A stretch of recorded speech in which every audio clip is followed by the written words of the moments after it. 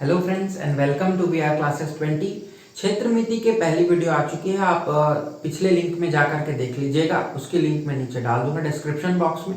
हमारा ऐप भी आ चुका है, आप वहां पर हमारे प्रीलिम्स बैच से जुड़कर अपनी तैयारी को पूरा कर सकते हैं। आज हम जो वीडियो पढ़ने वाले हैं इस वीडियो में वह है सेशन का जो पार्ट 2, वो है आपका जो हमने सर्कल बचा करके रखा था और बहुभुज, सम बहुभुज। तो रेगुलर पॉलीगॉन और सर्कल के आज हम टॉपिक को कंप्लीट करेंगे। नेक्स्ट वीडियो में हम इसके क्वेश्चंस बनाएंगे। तो चलिए स्टार्ट करते हैं आज का वीडियो।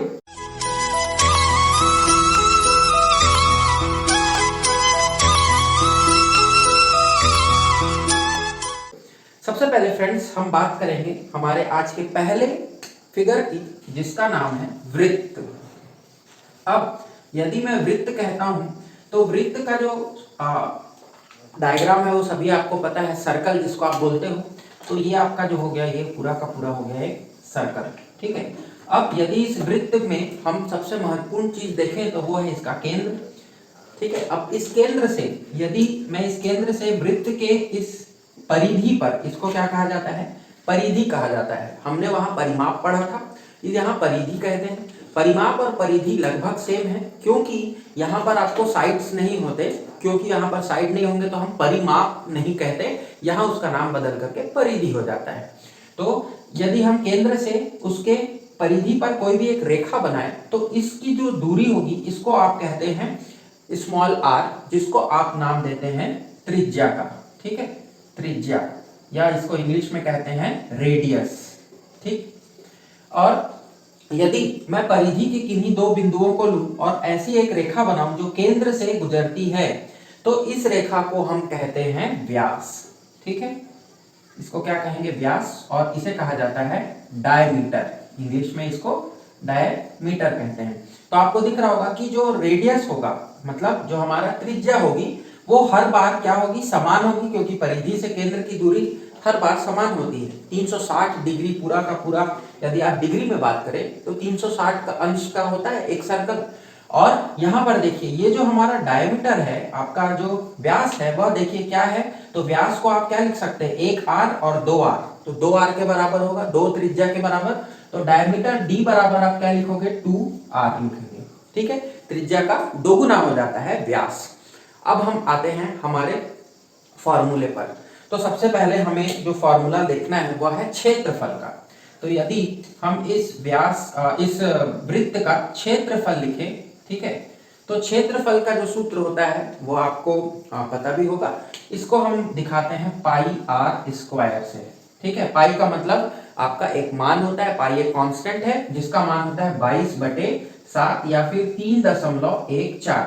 आपको यहाँ ये वाली वैल्यू को याद रखना है। 22/7 को आप बार बार यहाँ इस्तेमाल करेंगे जब हम क्वेश्चन बनाएंगे।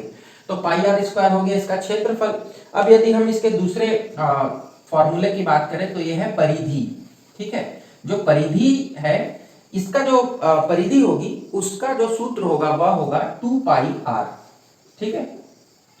जहां पर पाई अगेन 22/7 है और आर जो है वो आपकी त्रिज्या है, ठीक। तो ये हो गया इसका पूरा का पूरा फॉर्मूला। अब हम बात करते हैं हमारे इसी वृत्त में आपको और क्या क्या चीजें जाननी है ना, क्योंकि यहाँ से क्वेश्चन बनते हैं आपके और कोई सा भी क्वेश्चन आपको पूछा जा सकता है। तो जैसा मैंने आपको बताया कि यदि हम इस पूरे वृत्त को देखें तो ये आपका क्या होता है, सिंगल होता है, एक होता है। यदि मैं क्या करूं, इस रेखा को मिटा देता हूं, ठीक है, कुछ समय के लिए सोचिए कि ये क्या है, ये आधा वृत्त है ना। दो भाग में कर दिया हमने वृत्त को, तो ये 2 अर्धवृत्त बन गया। इसको आप अर्धवृत्त कहते हैं हिंदी में, और इंग्लिश में बोलते हैं सेमी सर्कल। तो जो सेमी सर्कल होगा मेरा, हमेशा याद रखेंगे, तो इसके लिए 2 फॉर्मूले होंगे। ये कैसे बदलेंगे ये मैं आपको बताता हूं। तो सबसे पहले हम बात करें क्षेत्रफल की। यहाँ क्षेत्रफल का फॉर्मूला क्या था, पाई आर स्क्वायर। लेकिन अर्धवृत्त के क्षेत्रफल का फॉर्मूला क्या हो जाएगा, पाई आर स्क्वायर। और कितने भाग में बांट रहे हैं, 2 भाग में, तो 2। क्लियर है, यहाँ तक सबको क्लियर। हमने अर्धवृत्त की बात। अब हम क्वार्टर सर्कल की बात करें, यदि मैं इसको और 4 भाग में और 2 भाग में बांट दूं, ठीक है, और 2 भागों में बांट दिया, तो ये वाला जो बचा मेरा, ये क्या बचा, ये बचा मेरा क्वार्टर सर्कल, है ना। क्वार्टर सर्कल बोलेंगे इसको, सर्कल का चौथा भाग। तो 1/4 भाग, तो ये जो मेरा सर्कल का 4 भाग बटेगा, तो यहाँ पर इसके लिए अब क्या फॉर्मूला बनेगा, तो इसके लिए सीधा सा फॉर्मूला है, इसी जो पूरे सर्कल का फॉर्मूला था उसको मैं क्या कर दूंगा, बटे 4 कर दूंगा। आई थिंक ये आपको क्लियर हो गया होगा। सर्कल में यदि फॉर्मूला क्षेत्रफल का आप बदलेंगे तो इसी तरह से वह बदलता जाएगा, अर्धवृत्त का, फिर क्वार्टर सर्कल का, ऐसे आपका पूरा बदलता जाएगा। क्लियर है। अब बात करें हम परिधि की, तो परिधि यहाँ पर कैसे बदलेगी, देखिए जब हम एक अर्धवृत्त बनाते हैं तो कुछ इस तरह से बनाते हैं, ठीक है, ये उसका केंद्र हो जाता है, और यहाँ पर देखिए ये जो पोर्शन है मेरा कौन सा, ये जो चाप वाला जो पोर्शन है, एंड आर्क वाला, इसके लिए तो क्या होगा, यही परिधि का फॉर्मूला लगेगा, 2 पाई आर ही लगेगा, ठीक है, 2 पाई आर। लेकिन ये पूरे का होता है 2 पाई आर, तो इसका आधा कर देंगे हम, तो क्या मिलेगा हमको, पाई आर मिलेगा, 2 और 2 कैंसल हो जाएगा। क्लियर है।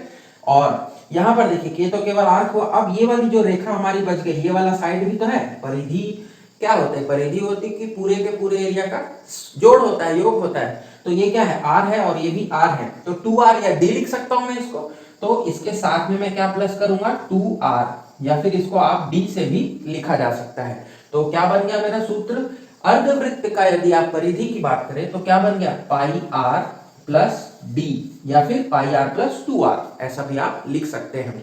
ये हो गया मेरा अर्धवृत्त और वृत्त। अब इसमें एक और बनता है फ्रेंड्स, इसमें क्या बनता है, यहां पर हमने मान लीजिए इसी अर्धवृत्त से या पूर्ण वृत्त से, जैसा भी कोई हो, इसे हमने इस पोर्शन को निकाला है ना, हम इस पोर्शन को निकाल रहे हैं, आपको दिख रहा होगा। तो ये जो पोर्शन है आपका, ये वाला जो लाल रेखा से मैंने दिखाया, इसको आप क्या कहते हैं, तो इसका नाम होता है त्रिज्या खंड, ठीक है, इंग्लिश में इसको बोलते हैं सेक्टर। क्लियर है। हिंदी में क्या बोले, त्रिज्या खंड, और इंग्लिश में क्या बोलते हैं, सेक्टर। ये देखिए ये वाला जो पोर्शन है इसको, ठीक है। अब ये जो त्रिज्या खंड का जो हम सूत्र लिखने वाले हैं, ये भी इंपॉर्टेंट है, कभी कभी आपसे पूछा जा सकता है। तो यदि त्रिज्या खंड में देखूं तो यहाँ एक कोण बनेगा, सपोज इस कोण का मान है थीटा, एंगल वैल्यू है थीटा, ठीक है, वो कुछ भी हो सकता है, 60 डिग्री, 30 डिग्री, 45 डिग्री, 90 डिग्री, कुछ भी हो सकता है। यहाँ पर देखिए, लेकिन 90 जो चांस है वो फिर आपका क्वार्टर सर्कल हो जाएगा, समझ में आ रहा है आपको, ये क्वार्टर सर्कल में 90 डिग्री हो जाएगा, ठीक है, तो 90 से कम ही अधिकतर मान आपको पूछेगा।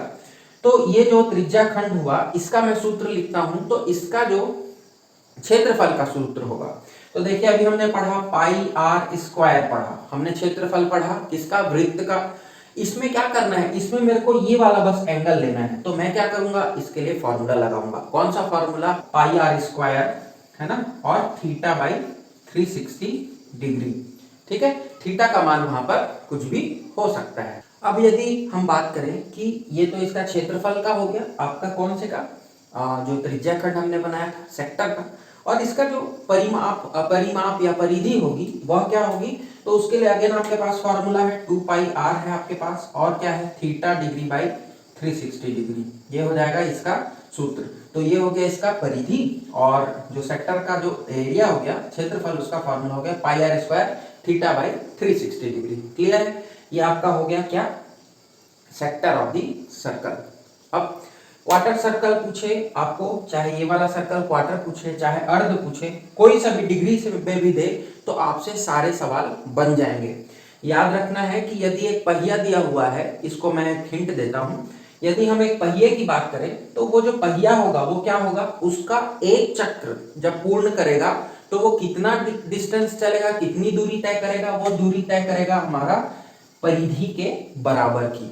इसका मतलब क्या है कि यदि आपको चक्के का या कोई भी ऐसे घूमने वाली चीज का क्या देता है, दूरी देता है, तो वो किसकी बात कर रहा है, वो परिधि की बात कर रहा है। क्लियर है। तो आपके पास वृत्त में इतना ही है, जब में क्वेश्चन बनाएंगे हम लोग वहां पर और चीजें देखेंगे, और वृत्त के जो क्वेश्चंस हैं वो फिगर वाले आते हैं। तो जब मेंसुरेशन का पूरा टॉपिक या क्वेश्चंस हम बना लेंगे, उसके बाद हम फिगर वाले क्वेश्चन पे चलेंगे, जो आपको एंगल निकालने को पूछा जाता है।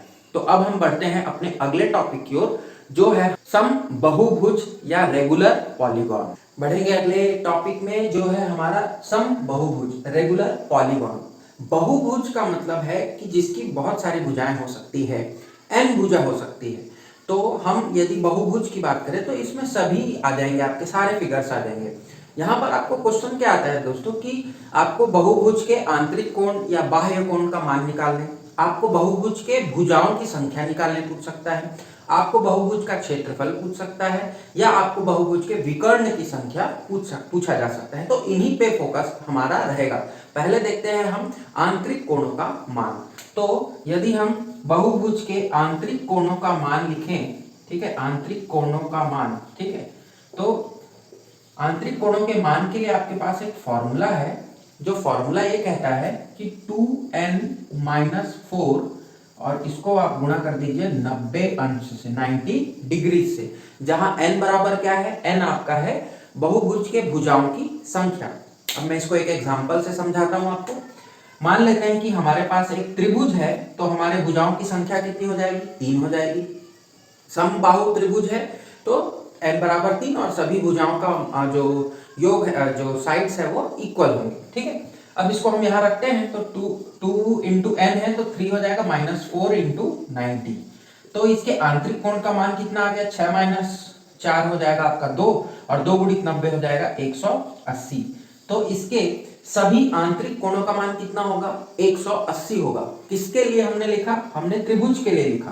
क्लियर है। ऐसे ही आप चतुर्भुज का निकाल सकते हैं। 4 रखिए यहाँ, तो 2 गुणित 4 हो जाएगा 8, 8 माइनस 4 हो जाएगा 4, और 4 गुणित 90 हो जाएगा 360, 9 चौक 36, तो 360 आ जाएगा। आप पंचभुज, षडभुज, सप्तभुज किसी का भी निकाल सकते हैं। तो ये फॉर्मूला आपको याद रखना है, 2n-4 गुणित 90 सभी आंतरिक कोणों का मान होता है। अब मैं इसी ट्रायंगल की बात करता हूं। तो ये जो हमारा ट्रायंगल बना है ना, सपोज ये हमारा ट्रायंगल ऐसा बना, और इसके हमने क्या लिया है, इक्विलेटरल ट्रायंगल हमने लिया है। तो 180 डिग्री को आप 3 भाग में बांटिए, 3 एंगल बनेंगे यहाँ, 1 2 3। ये तीनों एंगल का मान क्या हो जाएगा, तो 180/3, तो कितना लिख दूंगा मैं, 60 60 60 लिख सकता हूँ, ठीक है। सभी एंगल कितने हो गए, 60 60 60। ये तो हमको पता है क्योंकि ये इक्विलेटरल ट्रायंगल है, ठीक। अब मैं इन्हीं ट्रायंगल्स का क्या करता हूँ, इन भुजाओं को मैं आगे बढ़ाता हूँ, ठीक है। इन भुजाओं को मैंने आगे बढ़ाया, तो यहाँ देखिए, जो एक आपकी लाइन होती है, सीधी रेखा होती है, यदि हम सीधी रेखा के कोण की बात करें, सपोज ये आपकी सीधी रेखा है, यहाँ पर मैंने क्या बनाया, एक कोण बनाया सपोज, और ये कोण है आपका 60 डिग्री का। तो सीधी रेखा का जो पूर्ण कोण होता है, ठीक है, वो कितना होता है, 180 डिग्री। ये तो आपको पता है। अर्ध चंद्राकार की जो आकृति होती है या सेमी सर्कल का जो एंगल यदि आप बोलो तो वो 360 का आधा हो जाएगा, मतलब 180 हो जाएगा। तो यहाँ पर आपको क्या मिलेगा, ये 60 है तो ये वाला कितना हो जाएगा, 120। तो मतलब ये वाला जो एंगल है वो मेरा कितना हो गया, 120 हो गया। ये वाला एंगल कितना हो गया, 120, और ये वाला भी एंगल कितना हो गया, 120 डिग्री हो गया। तो हमारे इस त्रिभुज के बाह्य कोणों का यदि मान लिखना है तो मैं क्या लिखूंगा, यहाँ देखिए 120 120 और 120 टोटल हो गए 360। इसका मतलब मेरे को क्या मिला कि जो हमारे पॉलीगॉन होगा उसका जो आउटर एक्सटीरियर एंगल या बाह्य कोण बोलेंगे उसका मान कितना होगा, 360 होगा। ये क्लियर है। अब यदि आपको जो हमारे बहुभुज हैं इनके भुजाओं की संख्या निकालने दे और आपको क्या दिया हो, बाह्य कोण का मान दिया हो, ठीक है, तो हम एक फॉर्मूला यहां से लिख सकते हैं। क्या फॉर्मूला क्या हो जाएगा आपका, बाह्य कोण का मान, ठीक है, बाह्य कोण का मान कितना लिख दूंगा मैं, बाह्य कोण का मान जो होगा वह हो जाएगा आपका 360, जो कि कुल है आपका टोटल हुआ बाह्य कोण, बटे क्या लिख सकता हूं मैं, n लिख सकता हूं, जहां n क्या है, भुजाओं की संख्या है। तो यदि आपको भुजाओं की संख्या दिया हो तो आप बाह्य कोण का मान निकाल सकते हैं। यदि आपको बाह्य कोण दिया हो तो आप भुजाओं की संख्या ज्ञात कर सकते हैं। यदि आपको आंतरिक कोण दिया हो और भुजाओं की संख्या बोल रहा हो तो भी आप निकाल सकते हैं। यहाँ पर हम एक कंक्लूजन ये लिख सकते हैं इस वाले डायग्राम से कि इस पूरे जो एक एंगल को मैंने देखा तो ये मेरा आंतरिक कोण हुआ और ये हुआ मेरा बाह्य कोण। तो मैं एक फॉर्मूला लिख सकता हूँ क्या, कि आंतरिक कोण प्लस बाह्य कोण बराबर 180। ये लिख सकता हूं, बिल्कुल लिख सकता हूं।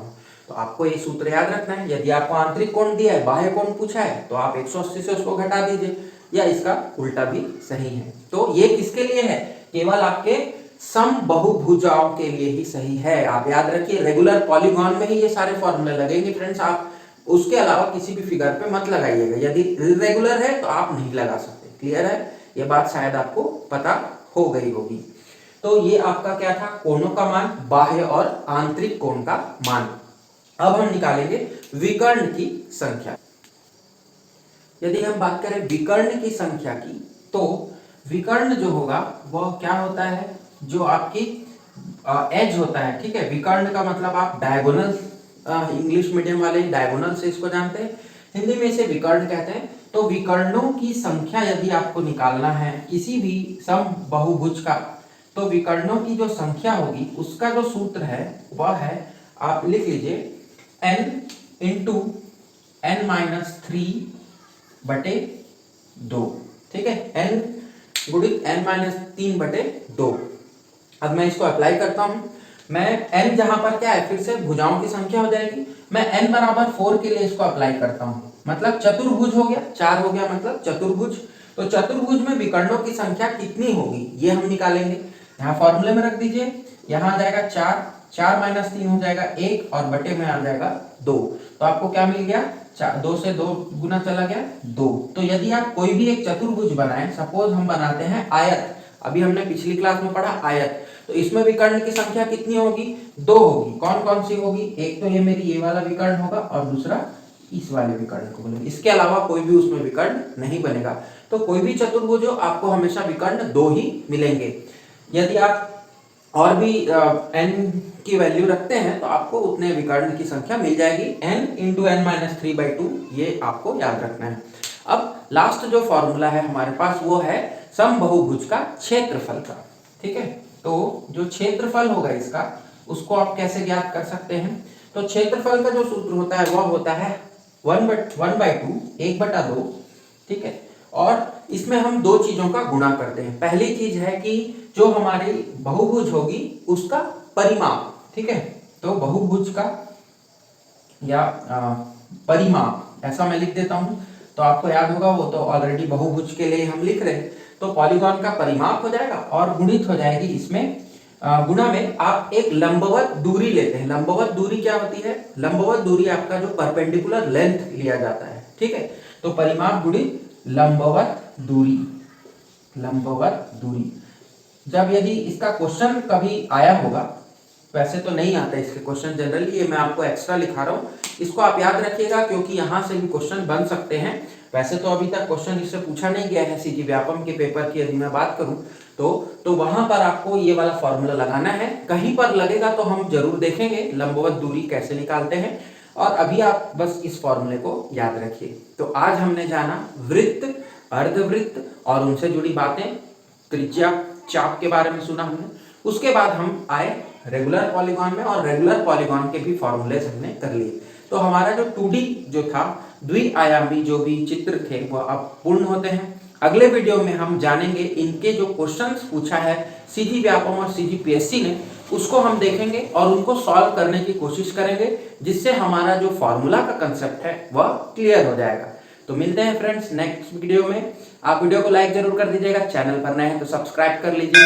VR क्लासेस 20 आपके लिए सीजी पीएससी और सीजी व्यापम की तैयारी की संपूर्ण वीडियो लाता रहेगा। Thank you very much.